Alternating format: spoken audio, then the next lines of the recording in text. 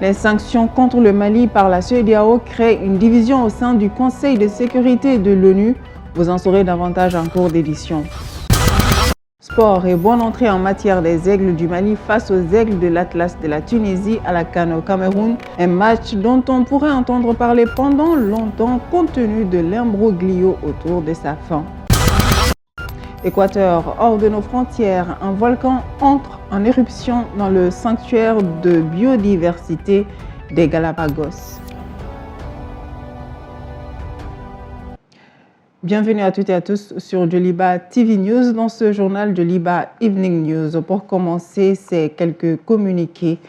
L'ADP Maliba a appris avec stupéfaction les sanctions imposées au Mali par la Communauté économique des États de l'Afrique de l'Ouest, CEDEAO, et l'Union économique et monétaire ouest-africaine UEMOA suite à leur session extraordinaire tenue le dimanche 9 janvier 2022 à Accra. Notre pays, déjà meurtri par une crise multidimensionnelle touchant toutes les couches de la société, n'avait pas besoin de pareilles sanctions lourdes de conséquences. Face à cette situation, l'ADP Maliba en appelle à la compréhension des autorités de la CEDEAO et de l'UEMOA en vue d'arriver à un consensus avec les autorités de la transition qui, d'ailleurs, restent ouvertes au dialogue. L'ADP Maliba, qui depuis la concertation nationale tenue en septembre 2020 jusqu'aux assises nationales de la refondation, n'a pas arrêté d'exprimer son soutien à la transition et continuera d'accompagner les autorités de la transition en vue d'un retour à l'ordre constitutionnel comme souhaité par le peuple malien. L'ADP Maliba remercie la CEDEAO, l'UEMOA, l'UA ainsi que toute la communauté internationale pour leur soutien multiforme à notre pays depuis le début de cette crise multidimensionnelle, exhorte les parties à sortir de la logique des sanctions en privilégiant la reprise du dialogue pour le grand bonheur du peuple malien. Et nous poursuivons avec cet autre communiqué, cette fois-ci du Consortium des femmes du Mali.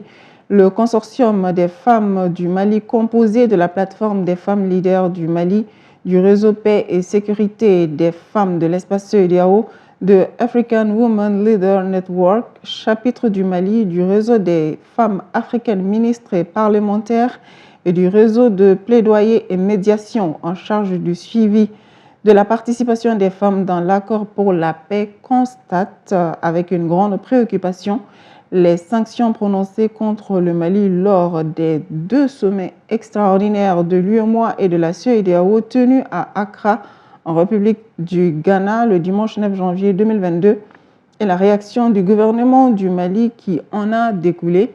Cette situation, au-delà des textes réglementaires, cause d'énormes préjudices à nos populations déjà fragilisées par la crise multidimensionnelle que traverse le Mali depuis 2012. Le consortium exhorte toutes les parties prenantes à la retenue et à privilégier la poursuite du dialogue pour l'intérêt supérieur des populations du Sahel en général et du Mali en particulier. Ensemble, sauvons le Mali. Toujours en rapport avec la CEDEAO et le Mali, suite aux sanctions de la CEDEAO et de l'UEMOA contre le Mali lors du sommet extraordinaire des chefs d'État le dimanche 9 janvier 2022 à Accra, le comité stratégique du M5 RFP a rendu public ce mardi 11 janvier 2022 un communiqué pour condamner ces sanctions et appelle les autorités de la transition à prendre toutes les mesures nécessaires pour le respect de la souveraineté de notre pays. Moussa Tembini. Communiqué du comité stratégique du M5 RFP. Le M5 RFP a suivi avec intérêt et gravité le 4e sommet des chefs d'État et de gouvernement de la CEDEAO qui, à son terme, a adopté des sanctions incompréhensibles, illégales, illégitimes, inhumaines et inacceptables contre le Mali. Les mesures adoptées, de toute évidence, ont piétiné les textes régissant la CEDEAO et l'UEMOA et n'ont tenu aucun compte ni des antécédents qui ont mené à la crise actuelle, ni de la situation sociale, politique, économique, sanitaire et sécuritaire du Mali, dont d'ailleurs la volonté de dialogue et de compromis a été purement et simplement méconnu. Le M5 RFP s'étonne que ces sanctions interviennent au moment où nos forces de défense et de sécurité montent en puissance et engrangent des succès importants contre les forces obscurantistes qui agressent le Mali et d'autres pays de la sous-région. L'appel à la force en attente dans un tel contexte interroge fortement. Le M5 RFP remercie les peuples africains pour leur soutien politique, moral et diplomatique. Le M5 RFP, tout en étant confiant à la capacité des Maliens de l'intérieur et de la diaspora à relever les défis imposés, invite les autorités de la transition à prendre toutes les mesures nécessaires pour le respect de la souveraineté de notre pays qui doit reprendre toute sa place dans le concert des nations. Le M5 RFP fait sienne la déclaration numéro 007 du gouvernement sur les sanctions et réaffirme enfin son soutien aux autorités de la transition. Enfin, le M5 RFP en appelle à l'union sacrée des Maliennes et des Maliens pour sauver la patrie en danger. Le Conseil de sécurité de l'ONU s'est réuni ce mardi 11 janvier également sur la situation au Mali. Lors de cette réunion, les avis n'ont pas été unanimes sur les sanctions prises à l'endroit des militaires au pouvoir. Adama Sanogo nous fait le point. Les sanctions prises contre le Mali par la CEDEAO et l'UEMOA à l'issue du chronogramme des élections proposées par les militaires au pouvoir continuent de faire couler beaucoup d'encre, même à l'international. À cet effet, le sujet a divisé le Conseil de sécurité de l'ONU lors de cette rencontre tenue ce mardi 11 janvier 2022. En effet, quelques pays africains, notamment 3 pays des A3, le Gabon, le Ghana et le Kenya, et la France ont voulu que la communauté internationale soutienne la CEDEAO qui a imposé de nouvelles sanctions aux militaires au pouvoir afin de protester contre la non-tenue des élections à la date indiquée. La France, la Grande-Bretagne et les États-Unis ont rejeté une transition de 5 ans au Mali et ont soutenu les sanctions annoncées par la CEDEAO. En revanche, la Russie et la Chine n'ont pas été consentantes pour ce projet de déclaration. Ces 2 États ont plaidé pour la non-ingérence au Mali. Le représentant de l'ONU au Mali a rappelé que l'organisation va continuer à œuvrer aux côtés des autorités maliennes, de la CEDEAO et de l'Union africaine afin de trouver une solution à cette crise socio-politique. Après cette concertation, malheureusement, le Conseil de sécurité de l'ONU n'a pas pu proposer un test de synthèse. En attendant, le torchon continue de brûler entre la CEDEAO, l'UEMOA et le Mali. Ces sanctions économiques imposées depuis dimanche 9 janvier par la CEDEAO pour contraindre la junte au pouvoir à organiser au plus vite des élections suscitent des craintes importantes chez la population qui se prépare à de sérieuses difficultés liées au gel des avoirs de l'État ou à la suspension des échanges commerciaux avec les pays voisins. Des craintes doublées de colère avec le sentiment que les Maliens sont incompris et directement visé par ces sanctions. Le drapeau du Mali est l'image du jour. Le drapeau du Mali, adopté le 1er mars 1961, est composé de 3 bandes verticales et égales de couleurs verte, or et rouge. Le 20 janvier 1961, 4 mois après la proclamation solennelle de l'indépendance de la République du Mali, le 22 septembre 1960, les députés réunis en séance plénière de l'Assemblée nationale adoptent la loi numéro 61-26 qui crée le drapeau national du Mali. La loi du 21 janvier 1961 consacre la version définitive du drapeau national du Mali. Il est composé de 3 bandes de couleur verte, or et rouge. La couleur verte de la première bande signifie l'espérance, la verdure des prairies et des champs du Mali, de son sol et de tout ce que celui-ci peut produire pour le bien-être des populations maliennes.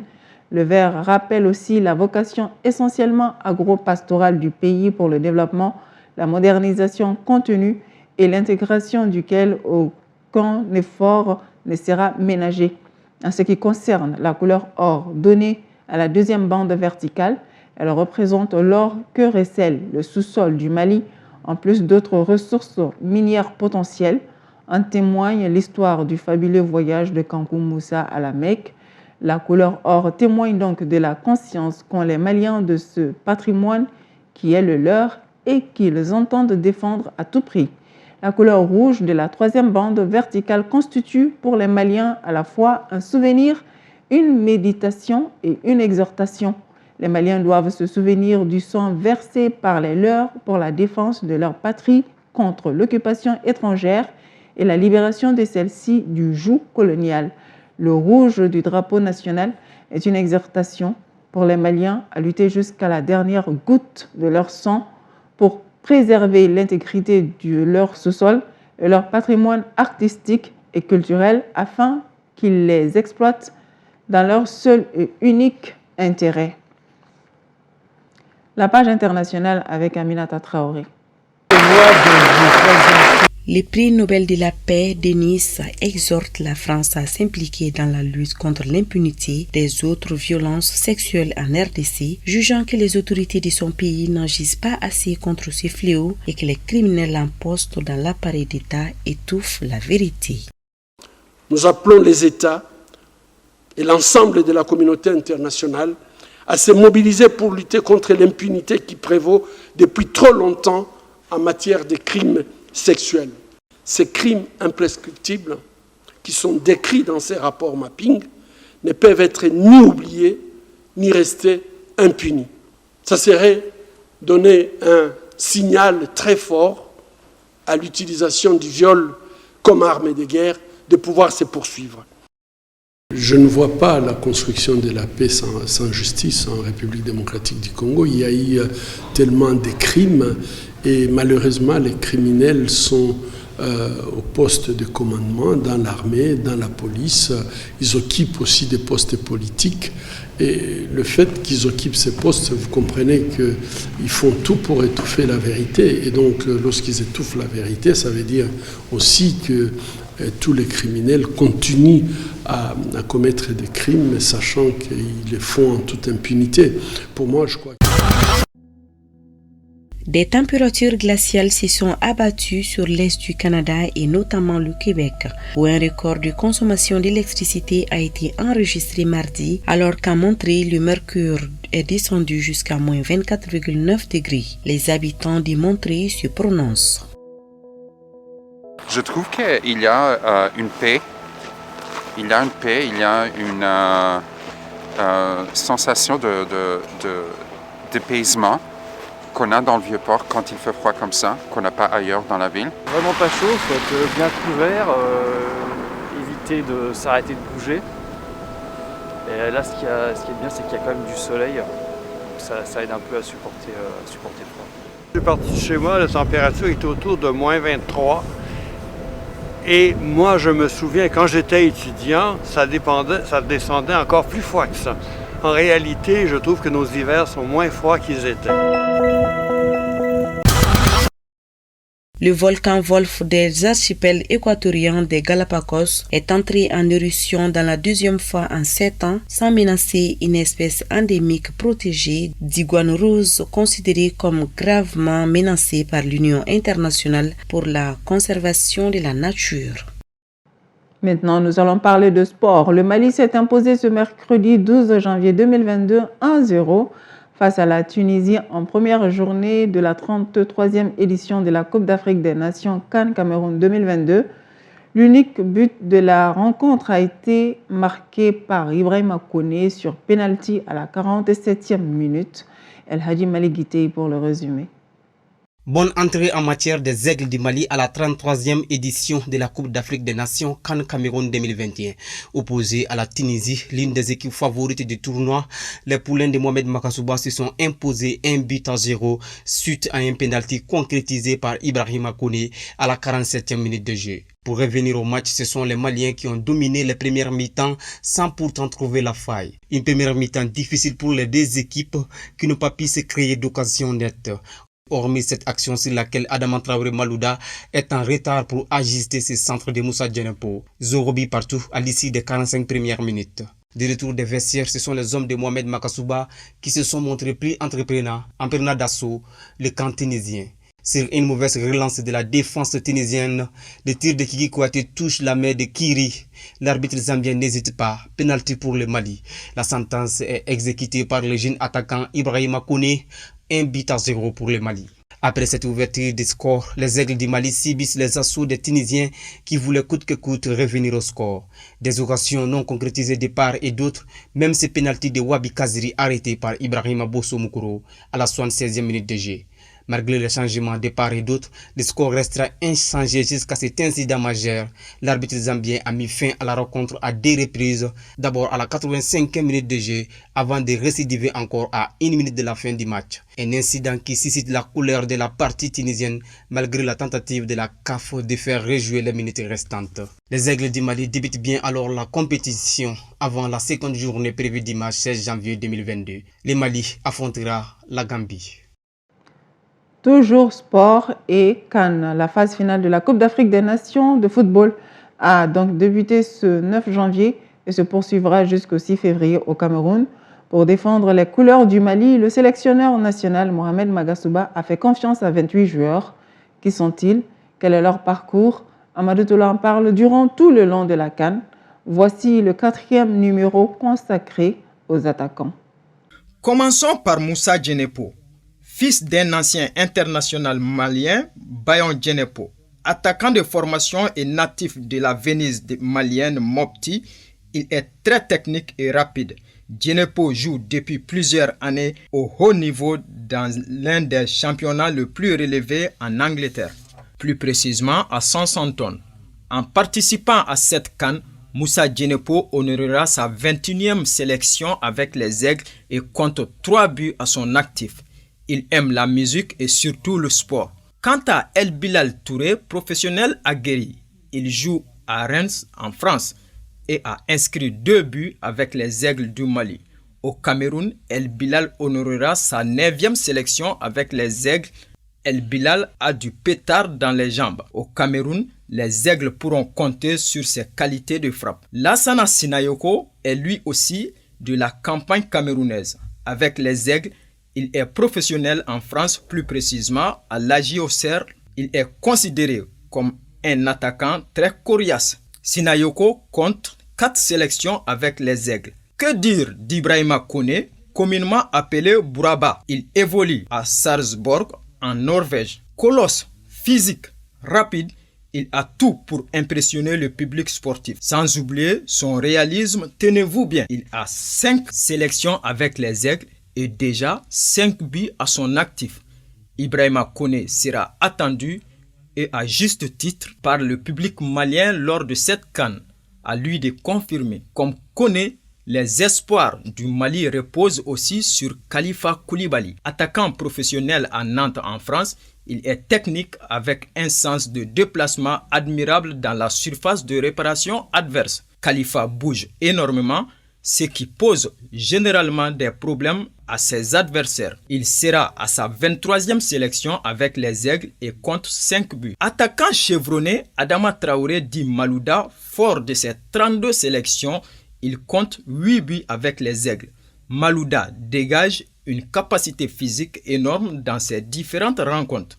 Il est toujours prêt à aller chercher dans ses derniers retranchements ce petit quelque chose pour offrir la victoire aux Aigles. Espérons que cela sera à nouveau le cas lors de cette CAN.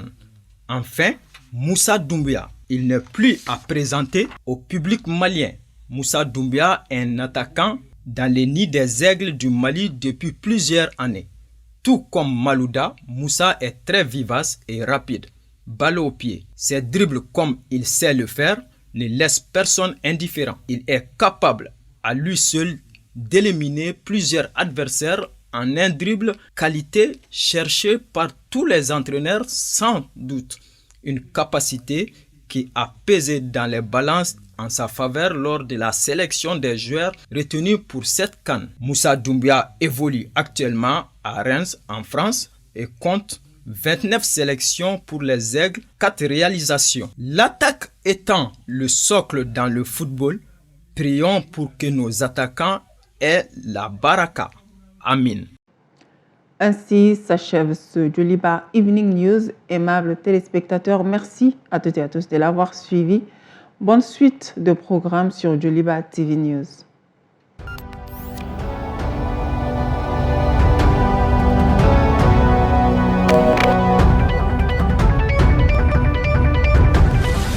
Djoliba Evening News.